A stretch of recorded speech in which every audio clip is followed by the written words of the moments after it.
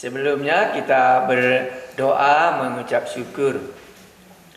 Kami datang mengucap syukur kehadapan-Mu Allah kami, yang bisa kami ujian meja hijau hari ini dari STT perjanjiannya. Kami ucap syukur kalau tangan-Mu yang sudah memberkatinya, dan mereka hamba-hamba-Mu ini bisa selesai.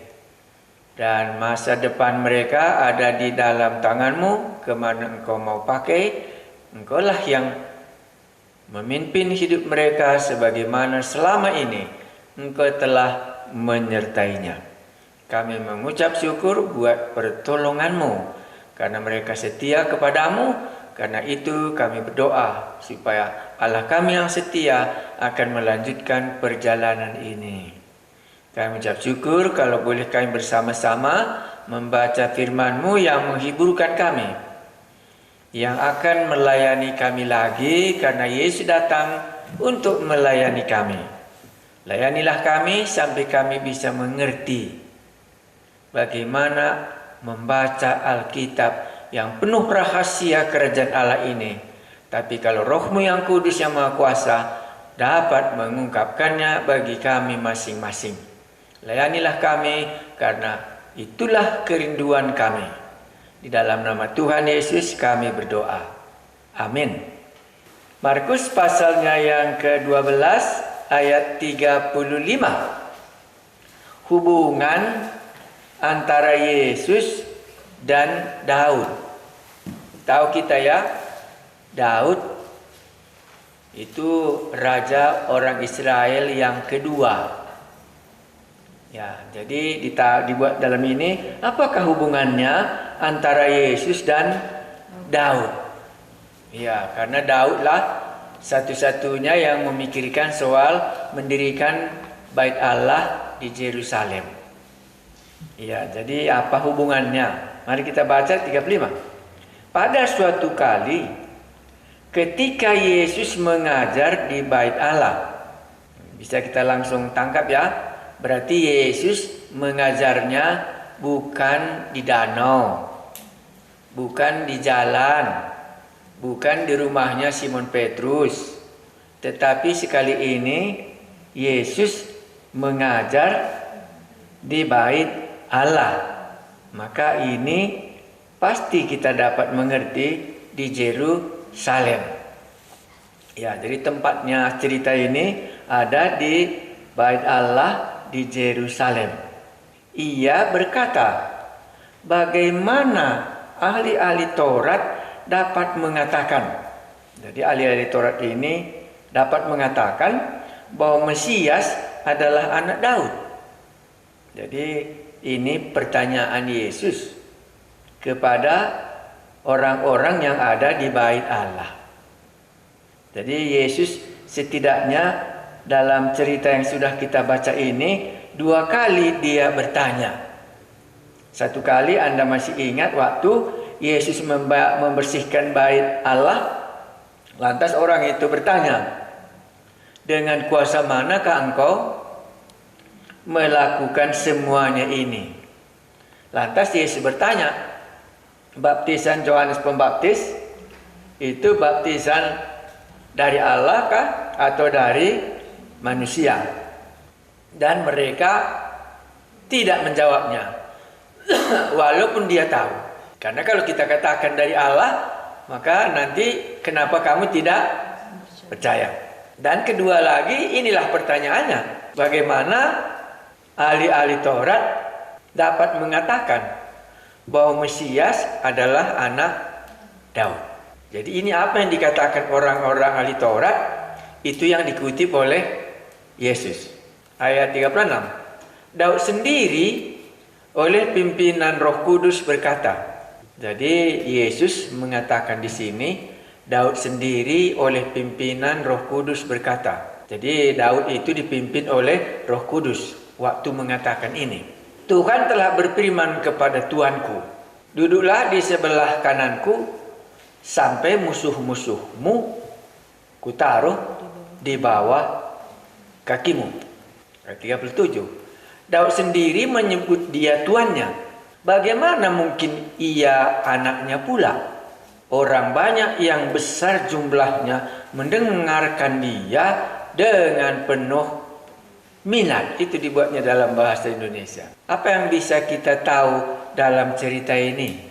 Pertama, Yesus melayani. Itu kan nggak bisa salah lagi ya. Melayani dalam hal apa? Melayani dengan melontarkan pertanyaan.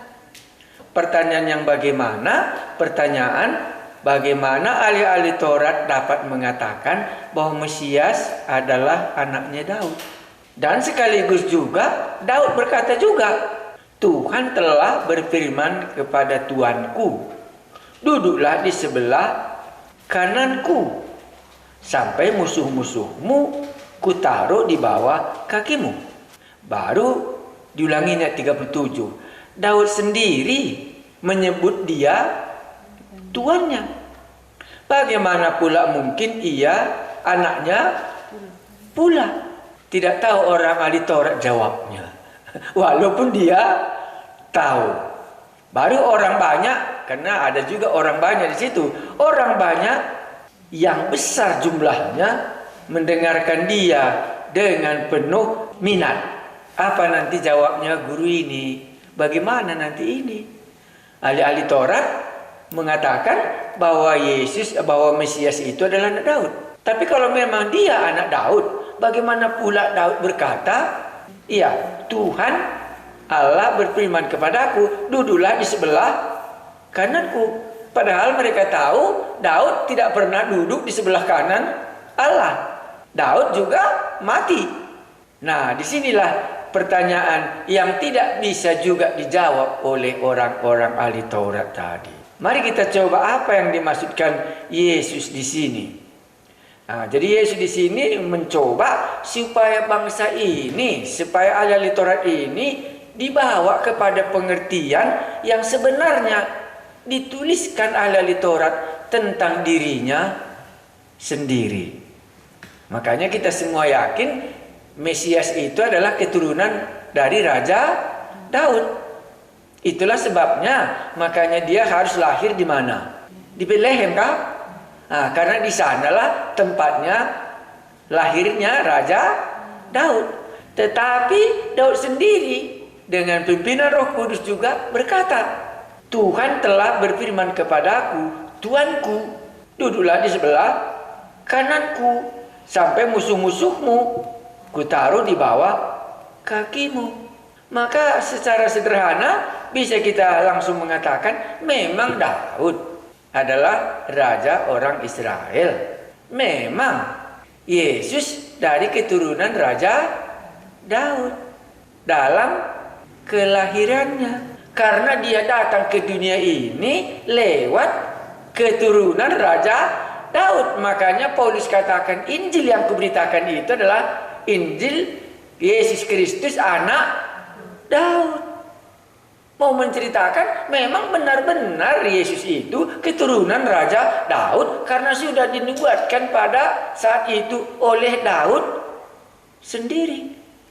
Tapi kalau memang dia keturunannya, bagaimana pula Daud sendiri berkata dia itu adalah tuannya? Nah, disinilah orang Israel harus mengakui. Ya, karena kalau kita baca di Markus pasal 1 yang pertama sekali kita bisa lihat apa dikatakannya di dalam Markus pasal 1. Waktu dia tulis. Apa dikatakannya pada permulaannya? Inilah permulaan Injil tentang Yesus Kristus, anak Allah. Iya, jadi dari satu sisi tidak bisa. Tidak. Secara manusia harus mereka mengakui bahwa dia adalah keturunan dari Raja Daud. Makanya Hosiana, Hosiana, begitu ya waktu dia menyatakan bahwa keturunan Raja Daud sudah menduduki tahtanya kembali di Yerusalem. Itulah sebabnya makanya Yakobus sama Yohanes meminta kalau nanti kamu sudah menjadi raja di Yerusalem, taruhlah kami sebelah kiri dan sebelah kanan. Tidak salah itu. Tetapi satu lagi yang mereka tidak bisa terima, bahwa dia itu adalah Allah sendiri. Itu maka dia dari keturunan Raja Daud. Tetapi Daud sendiri mengatakan bahwa dia itu adalah Tuannya. Jadi kealahan Yesus mau diceritakannya kepada ahli-ahli Taurat. Karena ahli-ahli Taurat nanti mengenal Yesus hanya sebagai orang Nazaret dan saudara-saudaranya laki-laki dan saudaranya perempuan. Ke situ mata orang itu. Mereka tidak melihat penggenapan apa yang dikatakan oleh Raja Daud. Dalam rohnya dia sudah berkata, dia itu adalah Tuanku. Bagaimana bisa dia keturunan Raja Daud, tetapi Daud sendiri mengatakan dia itu adalah tuannya Raja Daud. Dan kepada tuannya Raja Daud ini dikatakan lebih dalam lagi, apa kata dia? Sampai musuh-musuhmu kutaruh di bawah kakimu. Bagaimana bisa Raja Daud sudah mati? Bagaimana lagi bisa musuh-musuhnya ditaruh di bawah kaki Raja Daud? Nah, memang Yesus tidak mau mengungkapkannya kecuali mereka sendiri akan mengerti. Kalau mereka ahli di dalam Taurat tadi, harus mengakuinya. Raja Daud sudah mengatakan Mesias yang akan datang ini dari keturunan Raja Daud secara manusiawi, secara jasmani, tetapi dia juga adalah, harus mereka katakan, Allah juga. Makanya nanti kalau dia menjadi raja, Daud juga menjadi raja dulu. Tetapi bukan semua musuh-musuhnya Raja Daud ada di bawah kakinya. Tetapi keturunannya Raja Daud yang satu ini, itu nanti semua musuh-musuhnya ditaruhnya di bawah kakinya. Inilah menceritakan Yesus Kristus anak Allah. Inilah Injil permulaan. Yesus Kristus adalah anak Allah dalam satu kalimat ini yang sudah dikatakan oleh Raja Daud yang mereka percayai, yang sudah membuat nubuatan tentang Mesias akan datang pasti dari keturunan Raja Daud. Tetapi keilahian mereka tidak, tetapi keilahian Yesus mereka tidak mau menerimanya, dan Yesus tidak juga mengungkapkan ini sampai nanti dia bangkit dari antara orang mati. Maka sampai di sini masih tersembunyi. Karena mereka nggak bisa tanya. Itulah sebabnya orang-orang banyak sangat senang mendengarkan dengan penuh minat. Apa arti ayat ini sesungguhnya? Dan arti ayat ini sesungguhnya menceritakan bahwa yang mengkhotbahkan itulah penggenapan yang sudah ditulis oleh Raja Daud dengan kuasa Roh Kudus. Inilah keturunan Raja Daud. Tapi inilah yang Daud katakan bahwa ini adalah Tuanku. Iya, ini tidak diungkapkan sampai nanti Yesus dibangkitkan dari antara orang mati. Tetapi Yesus mau menyatakan itu kepada orang-orang yang ada di Bait Allah, supaya mereka nanti kalau ini terjadi, mereka sudah tahu bahwa Daud sudah mengungkapkan nubuatan ini, dan sekarang ini sudah digenapi dengan kedatangan Yesus ke Bait Allah. Karena mereka ini tahu latar belakangnya.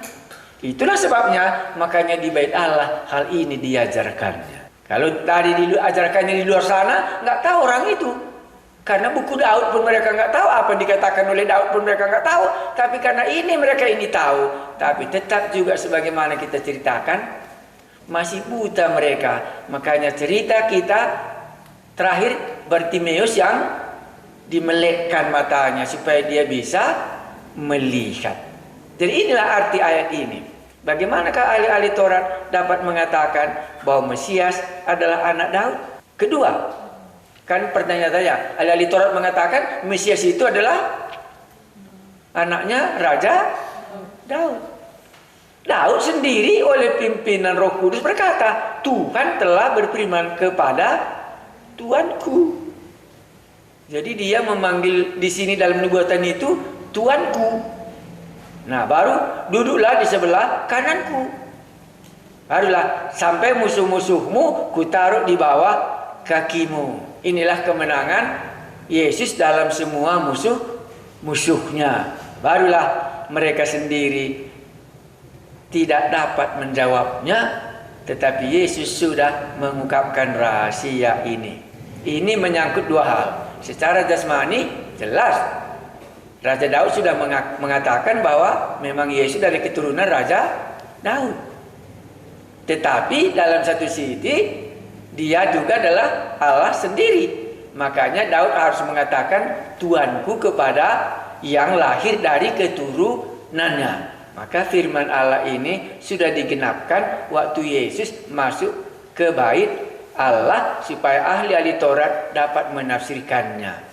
Karena kan Yesus tujuannya untuk mengajar mereka supaya mereka tahu firman Tuhan ini yang selama ini merupakan rahasia bagi mereka.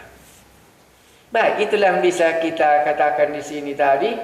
Ya, baru kita lanjutkan baca berikutnya. Jadi sudah jelas ya, maka terungkaplah nanti pada pasal 15. Kalau itu nanti bisa kita lihat belakangan. Bagaimana nanti cerita ini dia keturunan Raja Daud, tetapi Daud sendiri mengatakan dia adalah Tuanku.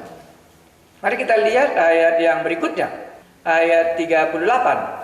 Jadi sudah tahu kita apa hubungannya antara Yesus dan Daud ya? Ya, ikan itu judulnya. Ayat 38. Dalam pengajarannya Yesus berkata. Jadi ini juga melayani ya, jangan salah, ini saja dulu. Dalam pengajarannya Yesus berkata, hati-hatilah terhadap ahli-ahli Taurat yang suka berjalan-jalan memakai jubah panjang dan suka menerima penghormatan di pasar, yang suka duduk di tempat terdepan di rumah ibadat dan di tempat terhormat dalam perjamuan, yang menelan rumah janda-janda sedang mereka mengelabui mata orang dengan doa yang panjang-panjang. Mereka itu pasti akan menerima hukuman yang lebih berat. Ini apa yang kita tahu di sini? Pengajaran apa? Yesus melayani murid dengan perkataan apa? Hati-hati. Dengan siapa hati-hati? Ya, hati-hatilah terhadap ahli-ahli Taurat. Kenapa berbahaya ahli-ahli Taurat ini? Nah, kan gitu saja ya kan? Karena kita ini kan diajar oleh Yesus dan Yesus sedang melayani kita. Kenapa awas hati-hati terhadap ahli-ahli Taurat? Ya, jangan nanti menjangkit COVID-nya ahli-ahli Taurat ini. Karena ahli-ahli Taurat ini COVID-nya apa? Suka berjalan-jalan memakai jubah panjang. Itu COVID-nya. Nanti datang juga murid-muridnya ini pakainya lagi apa? Jubah panjang-panjang. Jangkit nanti COVID-nya orang Farisi ini. Wah, jadi nggak cocok kita pakai jubah panjang. Di sini dibilangnya jangan. Jadi kita kan tidak tahu, tapi dibilangnya itulah karena mereka suka pakai jubah panjang katanya. Apakah jubah panjang itu merupakan kehebatan? Kalau pakai celana pendek enggak hebat. Iya kan bisa kita lihat. Mana tahu? Kalau bagi saya kalau musim panas celana pendek itulah yang paling cocok. Kalau jubah panjang itu sudah hukuman. Makanya kalau di Medan pakai jubah panjang saya, itu minta ampunlah saya. Apalagi khotbah di Jakarta. Ya, kebetulan pula gerejanya nggak pakai AC dan kipas angin pun nggak ada. Pakailah jubah yang panjang, maka keringatlah semuanya. Untung saya nggak makeup. Kalau makeup kan sudah lagi lebih gawat lagi semua. Makanya dibilangnya kan awas. Iya, saya tidak tahu apakah hari ini juga jubah panjang ini menjadi kehormatan bagi bapak-bapak pendeta. Kan harus dipertanyakan. Karena dipakainya ini mengenai pakaian, belum yang lain. Apakah memang pakai jubah itu kita rasa sudah lebih hormat? Ini perlu ditanya pendeta-pendeta yang panjang jubahnya. Ataukah itu merupakan hukuman? Kalau memang kita terima itu merupakan kehormatan, ya itu Yesus sudah peringatkan. Kan begitu tadi di sini. Ya, yang suka apa katanya? Yang berjalan-jalan memakai jubah panjang. Iya. Saya tidak mengerti, tapi kalau Anda mengatakan, perlu jubah panjang itu supaya kita dihormati orang lain, baguslah. Tapi aku kurasa lain nilaiku. Ya. Karena apa yang dikatakan oleh Alkitab itu, khususnya kali pelayan-pelayan perjanjian baru. Tidak sama dengan pelayan-pelayan perjanjian lama. Sebagaimana Musa kehilangan kemuliaan waktu dia turun dari Gunung Sinai. Kita bukan demikian. Makanya di sini awas. Jangan-jangan nanti murid-muridku ini juga kehormatannya sesuai dengan lingkungannya. Karena lingkungannya pada waktu itu orang-orang Farisi ini memakai jubah panjang. Jadi kalau memang jubah panjang itu merupakan bagi kami pendeta sekarang ini juga sudah merupakan kehormatan, ya itu harus kita pikirkan. Apakah memang di sini kemuliaan atau memang ada cara lain? Ya, halus sekali lah Bapak ini khotbah ya. Ya, memang harus halus. Iya, karena sedang mengajar. Iya, karena bisa kan? Iya. Karena aku sudah lama jadi pendeta, jadi berpikir aku, di manakah? Makanya di sini kan yang diajarnya kan di bait Allah, ini bukan khotbah di luar sana. Tapi kalau dikatakan umpamanya ketua sinode kami lah umpamanya, harus Pak kita pakai jubah. Ya enggak apa-apa kalau ada jubah pakailah. Tapi kalau itu membuat nilai kita tinggi, wah itu tanyalah Tuhan Yesus. Iya, itu aku nggak berani karena nanti ada di bawah langsung hukumannya. Jadi ini bukan sembarangan, karena di sinilah dijatuhkan Yesus hukuman. Itu ayat 40.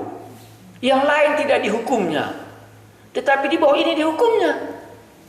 Iya, jangan kita sampai 40 dulu, pelan-pelan saja dari atas. Ini mengenai apa? Jubah panjang. Iya, baru kedua lagi apa? Suka menerima penghormatan di pasar. Jadi rupanya kalau jubahnya panjang ini, orang-orang Farisi ini jumpa dengan jemaat di pasar-pasar. Di pasar maksudnya ini tradisi market tradisi bagaimana? Karena dulu kan belum ada apa? Belum ada mall. Jadi di pasar maksudnya sini, karena orang sering katakan, pasar itu kan jalan Pak katanya. Iya, bukan maksudnya supermarket di situ. Nah, pasar itu maksudnya di situ. Pasar tradisional di mana ada orang jualan. Jadi kalau rupanya ke sana orang ini melenggang-melenggok pakai bajunya panjang ini, semua anggota bait Allah yang ada jualan bagaimana? Iya, beri hormat sama dia. Ini motivasi orang itu. Karena suka dia apa? Menerima penghormatan di pasar. Hebat juga ya. Inilah zaman itu. Kalau sekarang juga saya tidak tahu. Makanya aku bilang tadi halus sekali aku. Halus sekali aku. Khotbah. Makanya di sini. Iya. Baik, itu awas. Kan itu dikatakannya kan? Iya, hati-hatilah terhadap orang ahli-ahli Taurat yang suka berjalan memakai jubah panjang. Kedua, suka menerima penghormatan di pasar dari manusia itu.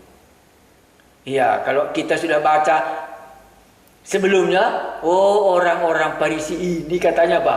Melakukan undang-undang Taurat yang dibuatnya sendiri, tetapi mengabaikan firman Allah. Maka hormat baju panjang dan hormat dari orang-orang di pasaran yang ada dari bait Allah, dia menemukannya. Kemarin kita sudah belajar tentang pohon ara. Apa? Penggarap-penggarap pohon ara. Sama dia semuanya buah pohon ara itu. Iya, pohon anggur itu. Makanya datang dia mengambil pohon buah anggur. Bunuh katanya. Supaya dia mendapat hormat. Yang seharusnya kepadanya diberikan hormat, sudah diambilnya duluan. Ya, hormat hanya kepada Allah yang Maha Kuasa yang mengangkat dia menjadi ahli Taurat. Rupanya diambilnya semua buah pohon anggur tadi, enggak diberikannya kepada yang punya kebun anggur. Dia pakai jubah, dia yang dapat hormat dari manusia. sia. Wah, hati-hatilah. Ya, itu warning yang terbesar di zaman sekarang ini. Makanya perlu juga kita tanya. Karena kebetulan besok kita tanya teman-teman. Kalau kamu pakai baju panjang, lantas berjalan, lain kau rasa atau pakai celana pendek itu merendahkan gitu. Pasti jawabnya, kurasa nggak semuanya sama ya. Ya, kalau cuaca panas Pak, enaklah pakai celana pendek kan begitu ya. Tapi kalau cuaca dingin ya cocok juga lah pakai jubah itu supaya hangat badan kita, bukan supaya kita dapat hormat dari manusia. Jadi pakaian juga bisa rupanya membuat orang hormat sama kita. Begitu kalau di sini. Iya, pakaian apa maksudnya? Pakaian rohani. Kalau enggak kemarin orang si Bartimeus itu ditinggalkannya ya kulihat jubahnya itu waktu dia menjumpai Tuhan Yesus. Lari dia supaya dia bisa dapat melihat. Baik, sudah dua kita lihat. Orang ini pakai jubah, jalan di tempat pasar tradisional supaya semua anggota jemaat bagaimana? Beri hormat sama dia. Bagaimana hormatnya saya tidak tahu. Iya, tapi itulah tujuannya. Pakai baju panjang dan berjalan-jalan supaya dia dapat hormat dari anggota jemaatnya. Ayat 39. Yang suka duduk di tempat terdepan di rumah ibadat. Jadi di rumah ibadat pun rupanya ada juga kesukaannya duduk di depan. Iya, rupanya duduk di depan itu juga bagaimana? Lebih hormat. Ya itulah semuanya yang kita harus cari. Jadi kalau duduk di samping belakang sana rupanya, tapi di gereja kami paling suka orang duduk di belakang, gak suka orang di depan. Ini juga masalahnya sekarang ini. Iya. Itu juga lain juga alasannya. Kalau nanti aku duduk di depan, ditunjuk pandeta itu nanti. Gak ada tempat bersembunyi, kan begitu juga dia. Nah, tapi di sini orang ini duduk di depan, lain lagi motivasinya. Supaya dia dilihat dan dihormati. Nah, sekarang marilah kita lihat semua yang kita lakukan ini supaya kita dihormati kah? Atau supaya dia yang di sorga dihormati. Makanya tadi kalau dia memang keturunan Raja Daud gitu. Kenapa Daud juga katakan dia adalah Tuanku? Karena dia juga harus memberi hormat kepada Yesus. Walaupun Yesus dari keturunan Raja Daud. Datang kita yang bukan dari keturunan Raja Daud, mau juga kita mendapat hormat itu dan tidak mengakui dia adalah Tuanku. Makanya semua hasil kebun anggur mari sama kita semua. Kalau boleh apa? Warisannya pun sama kita. Kita bunuh anaknya katanya. Taulah dia bahwa dia yang dimaksudkan oleh Yesus. Dan sesudah itu dia mau membunuh Yesus. Ya, kuharap Roh Kudus akan berbicara sama kita.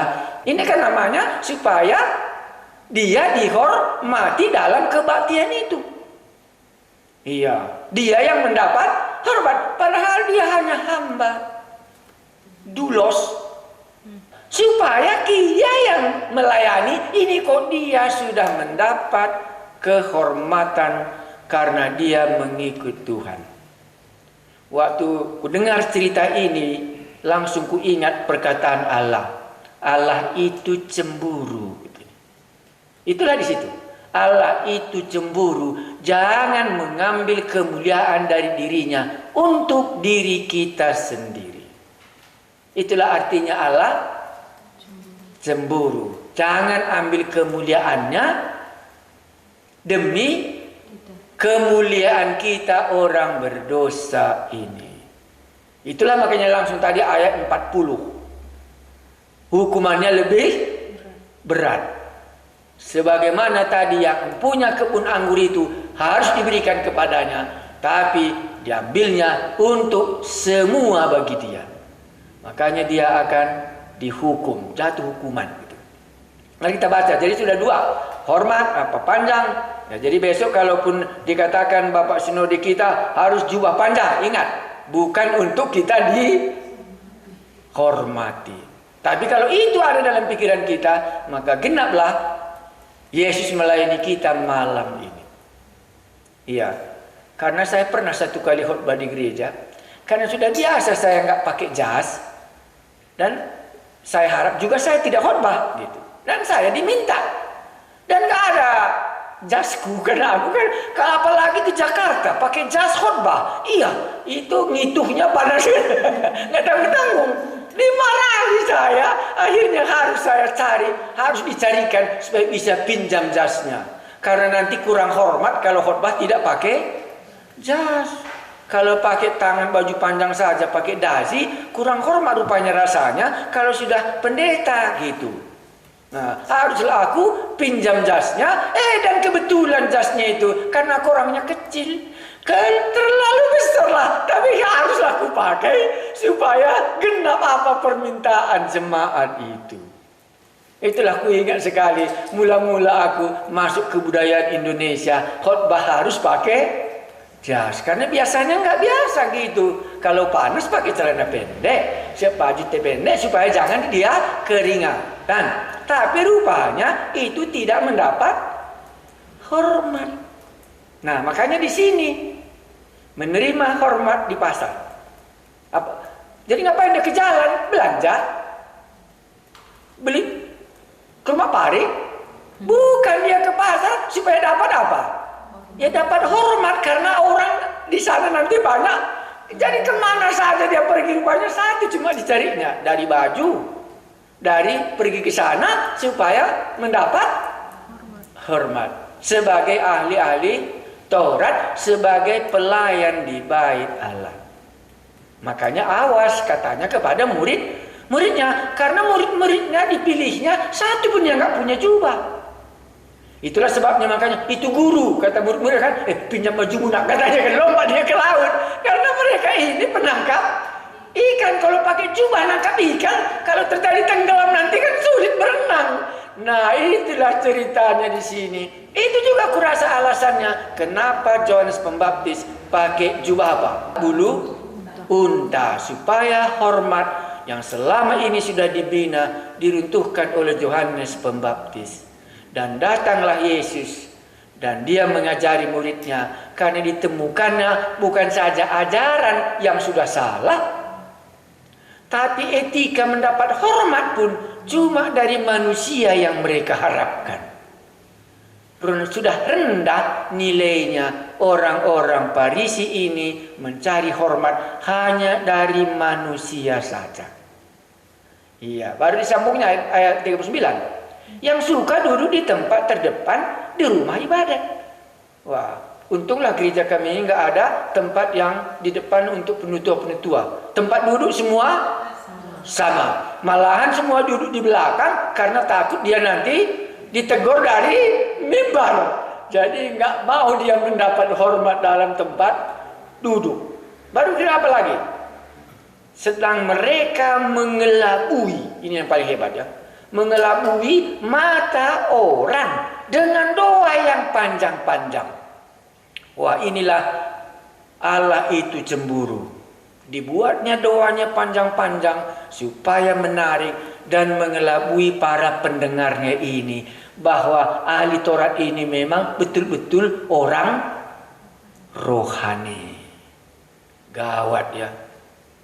Ya, saya pernah diketawai waktu sekali Bible Camp di Kabanjahe.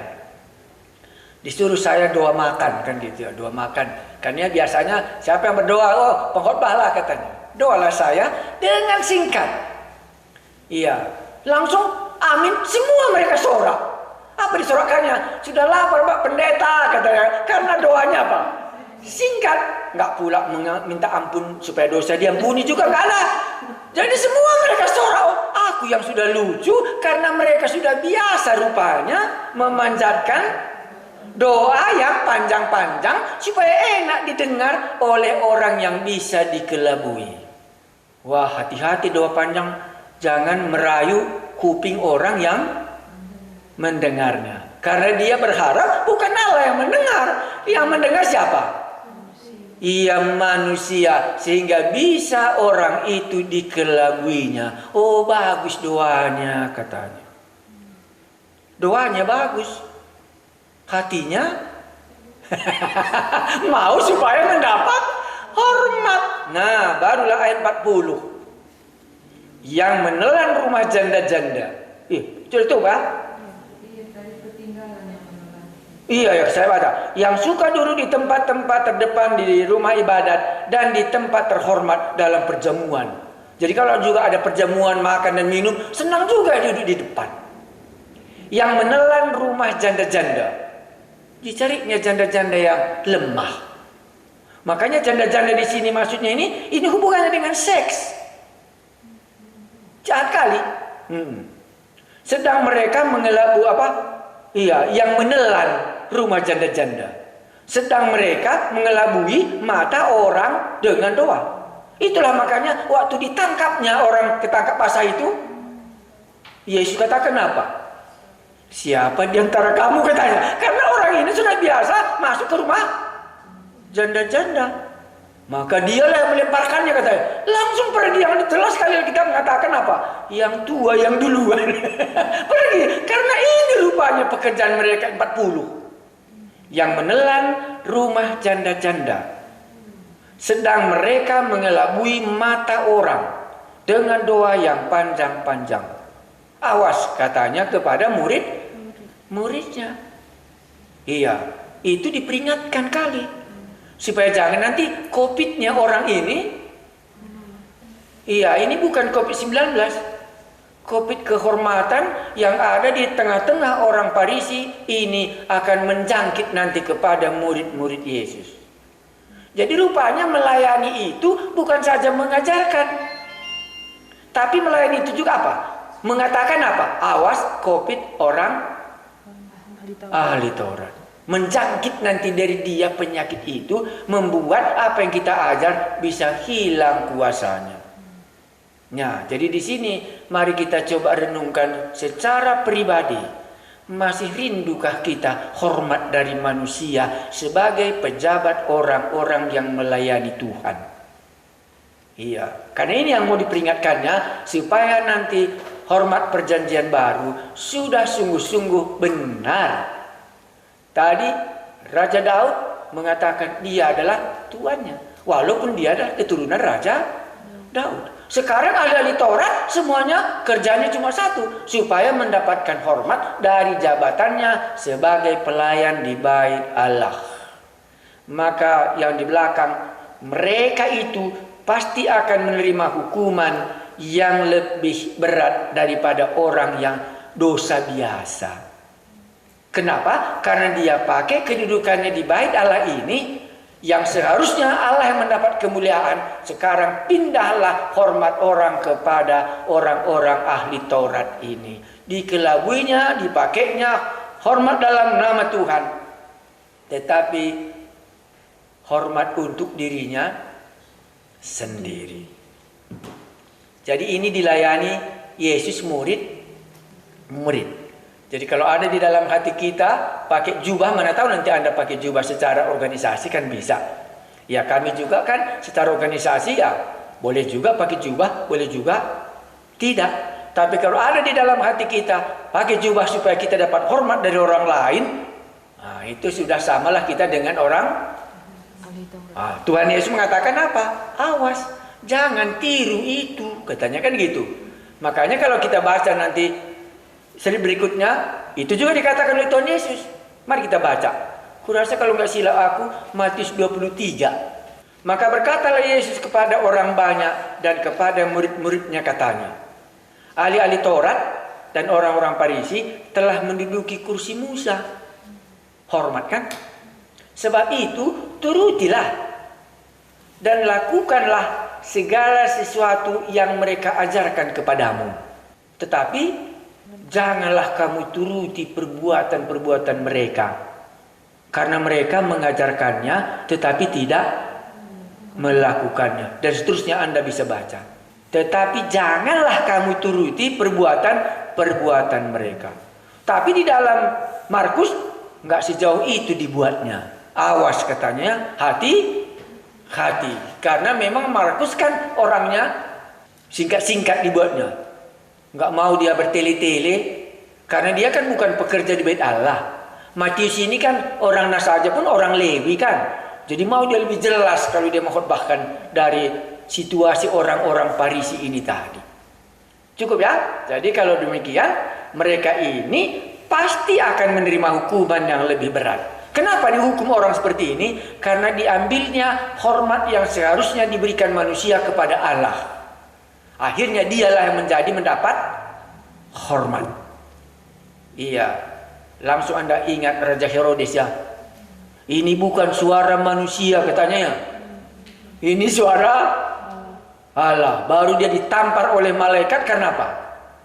Karena dia tidak memberi hormat kepada Allah. Disinilah orang-orang Farisi ini. Makanya Tuhan menjatuhkan hukuman di sini. Sama dengan hukuman yang dijatuhkannya kepada penggarap-penggarap kebun anggur. Baik, belum ngantuk. Kita selesaikan satu lagi. Jadi sudah 2 dilayani oleh Tuhan Yesus. Tadi dia menjelaskan teologianya mengenai Daud. Mari kita lihat ayat 41. Persembahan seorang janda miskin. Makanya ini semua sehubungan dengan bait Allah. Ya, jadi kalau kita bukan orang bait Allah, nggak usah dengarkan. Karena ini kan semua sehubungan dengan jubah panjang, doa-doa panjang, munafik. Kan begitu di sini semua. Mengenai teologi Daud kan itu semua. Nah, ini kebetulan semua orang yang mendengarkan ini semua kan orang-orang bait Allah. Ya, mari kita dengarkan. maka ini bukan di danau. Kalau di danau kan yang dihadapi apa? Nggak dapat ikan kan? Apalagi badai kan begitu. Ini semua yang dihadapi di bait Allah. Itu juga banyak badai di bait Allah. Iya, badainya tadi sudah dijelaskan itu apa. Jadi bukan di danau saja Yesus jumpa dengan badai yang bisa menghantam murid tenggelam. Ini juga bisa murid-murid nanti tenggelam di bait Allah karena semua sudah lautan mau menelan murid-murid. Nah, ini persembahan seorang janda miskin ya. Pada suatu kali Yesus duduk menghadap peti persembahan dan memperhatikan bagaimana orang banyak memasukkan uang ke dalam peti itu. Apa kerja Yesus di sini? Iya ya, duduk. Kan begitu ya. Duduk diperhatikannya peti persembahan. Rupanya kebaktian di bait Allah rupanya bukan kolektif, bukan durung-durung gitu maksudnya. Iya, makanya di sini dipakainya apa? Ya, menghadapi peti persembahan. Jadi dia pakai kotak persembahan. Ya, sekarang juga bisa juga ada kita beli kotak persembahan, bisa ditaruh ke dalam. Yang paling cocok maunya kotak persembahan itu kaca dibuat.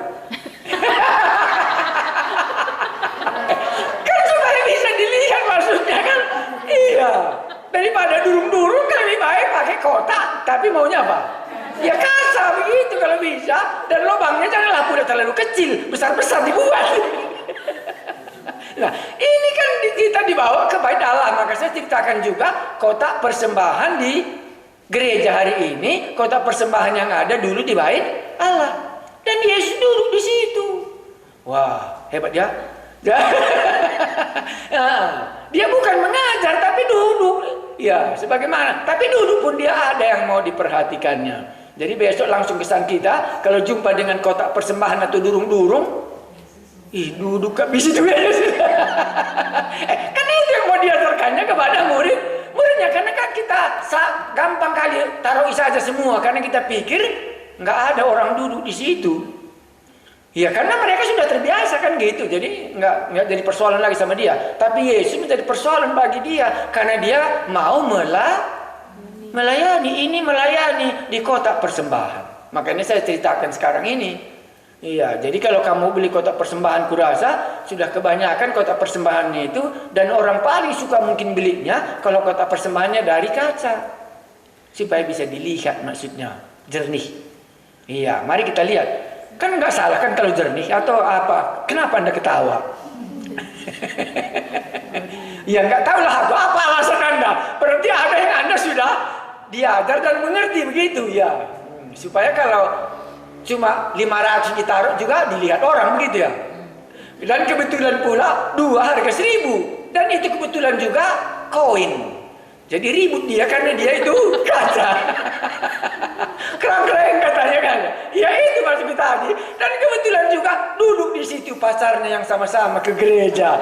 Oh, begini rupanya pikirnya. Kebetulan pasarnya ini bukan orang Kristen. Oh, gitu rupanya. Kan diperhatikan orang gitu maksudku. Ya, mari kita lihat. Pada suatu kali Yesus duduk menghadapi peti persembahan. Jadi bukan dosa kita saja diperhatikannya. Mahal kotak persembahan itu juga diperhatikannya. Dan memperhatikan bagaimana orang banyak memasukkan uang ke dalam peti itu. Satu-satu diperhatikannya. Banyak orang kaya memberi jumlah yang besar. Inilah keadaan di Bait Allah. Jadi memang di Bait Allah itu juga banyak yang kaya. Itu dikatakannya di sini. Banyak orang kaya memberi jumlah yang besar. Kan dikasih Tuhan Yesus ya. Lalu datanglah seorang janda. Ya, ini janda yang miskin. Dan ia memasukkan 2 peser, yaitu 1 duit. Waktu aku pelajari tadi berapa banyak yang dikasihnya ini 2 peser. Rupanya kalau orang di zaman ini kerja, itu gajinya 1 dinar. Iya, jadi yang dimasukkannya ini adalah 1/64. Jadi 1 dinar itu adalah 64 uang peser. Jadi kita di sini kan 1 rupiah kan 100 sen. Jadi rupanya mereka ini 64. Jadi dinar baru masuk sen.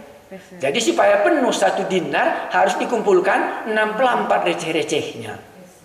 Iya. Itulah ditaruhkannya. Jadi supaya bisa kita bayangkan 1 dinar itu upah 1 buruh hari kerja gitu. Iya, jadi yang dimasukkannya ini 1/64-nya. Berapa itu kurang lebih kalau di sini? Kalau gaji orang 65.000, 64.000 satu hari, maka yang dimasukkannya ini berapa? 1.000 lah kurang lebih. Gitu ya. Iya.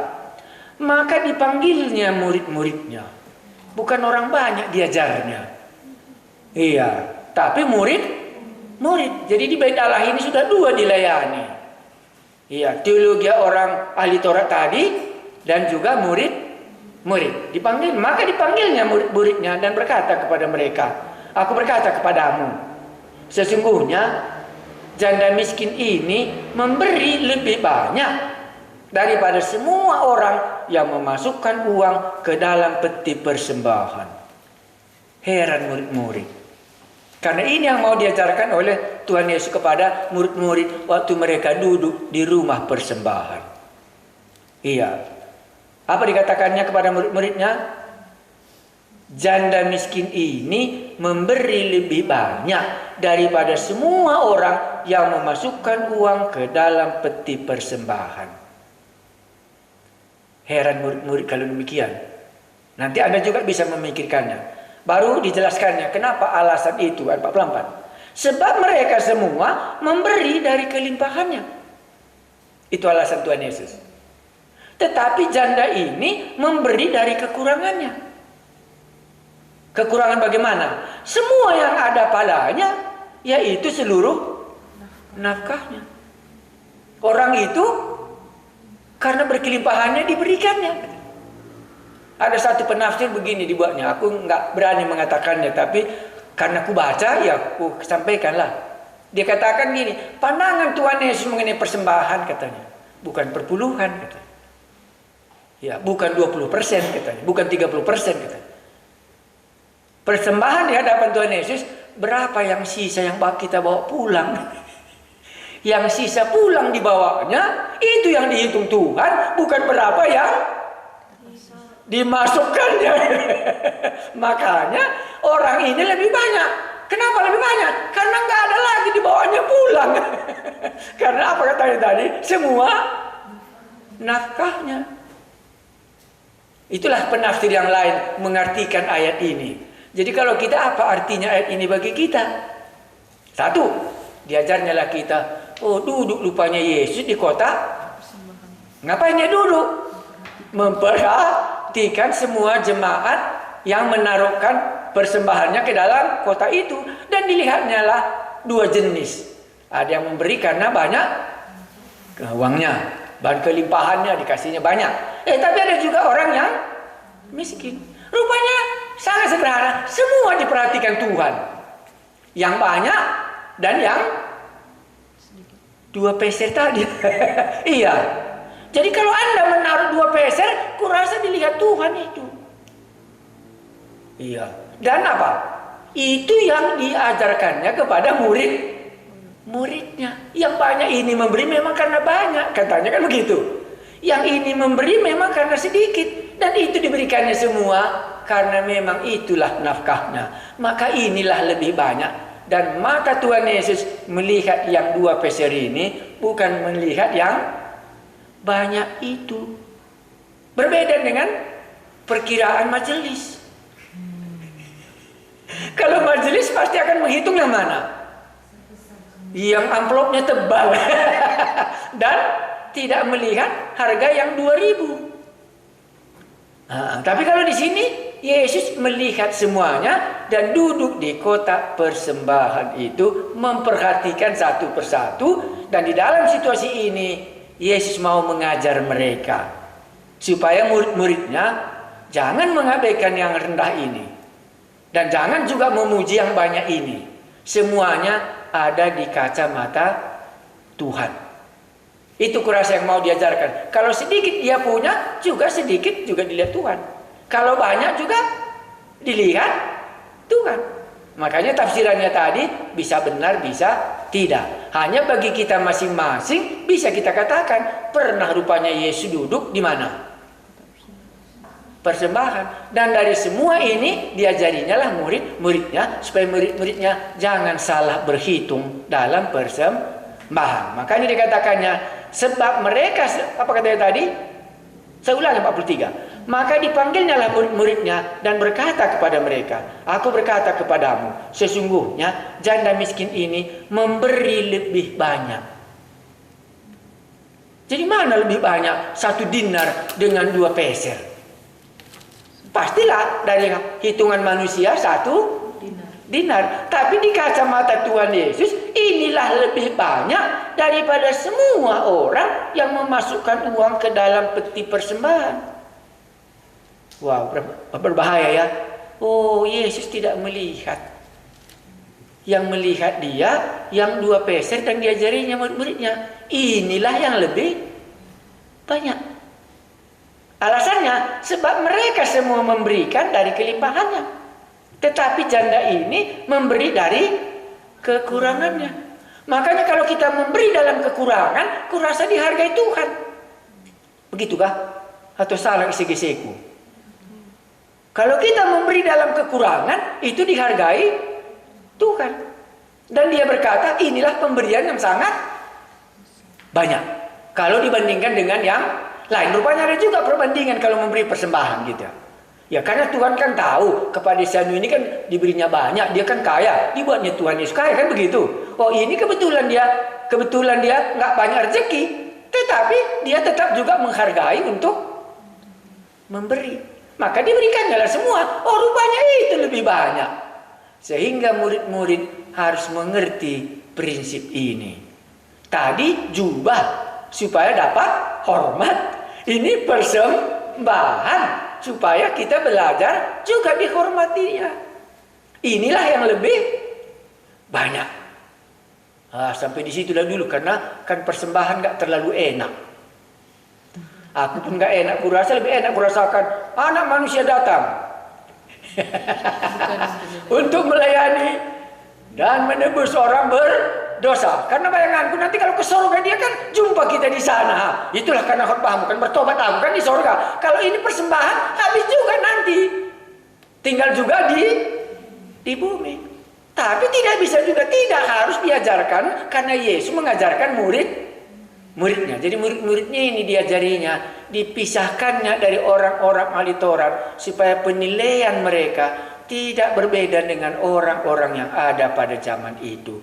Karena dia memulai dalam hidupnya yang baru supaya murid-murid nanti apa yang diterimanya dari gurunya itulah yang dia ajarkan kepada orang lain. Makanya Markus menuliskan ini. Iya. Bisakah menangkap sampai di situ? Kalau ada pertanyaan soal persembahan, boleh bertanya. Tapi ketahuilah, pasti nggak bisa ku jawab. Ya, karena apa? Karena masing-masing ada ukurannya di sini. Habil memberikan persembahan, nggak ada yang menilai. Kain memberikan persembahan juga nggak ada yang menilai. Kainnya sendiri yang menilai dirinya. Habilnya sendiri yang menilai dirinya. Karena itu hubungannya dengan apa? Allah yang kepadanya kita memberi hormat. Karena ini kan bersamaan. Supaya mendapat hormat. Ini Yesus memuji orang ini karena pemberiannya dilihatnya. Jadi lumayanlah ya. Kan untung kali kita kalau Yesus ada di persembahan melihat. Daripada kita buangi saja. Tahu untung kali kita. Jadi dia bukan juga rupanya melihat kita saja berjalan. Tuhan aku ini berjalan. Jagai supaya jangan kena COVID-19. Kan bisa ya. Tapi dalam persembahan pun rupanya dia juga memperhatikannya. Itulah membuat kita yakin Tuhan tidak meninggalkan kita. Hari kita berdoa. Apa yang Tuhan ajar kami malam ini, supaya itulah yang kami terima. Karena Tuhan kami yang datang untuk melayani kami, memberikan pengertian yang benar sebagaimana Engkau kehendaki. Kami bersyukur, jagailah kami Tuhan kami Yesus. Kalau memang di kotak persembahan pun Engkau hadir dan memperhatikannya. Apalagi di dunia ini kami berjalan. Engkaulah yang memperhatikan hidup kami, supaya kami bisa terhindar dari COVID-19 itu. Karena coronavirus itu kami bisa lihat di warta-warta berita, masih begitu banyak orang yang kena. Jagailah kami dan kami sendiri juga berikanlah hati nurani supaya tetap menjaga jarak. Supaya kalau dia tidak punya kaki, dia tidak bisa lompat kepada kami. Dan kami terus berdoa buat bangsa dan negara kami ini, tolonglah pemerintahan kami supaya ada hikmat dan kebijaksanaan untuk memerintah kami, supaya ada damai.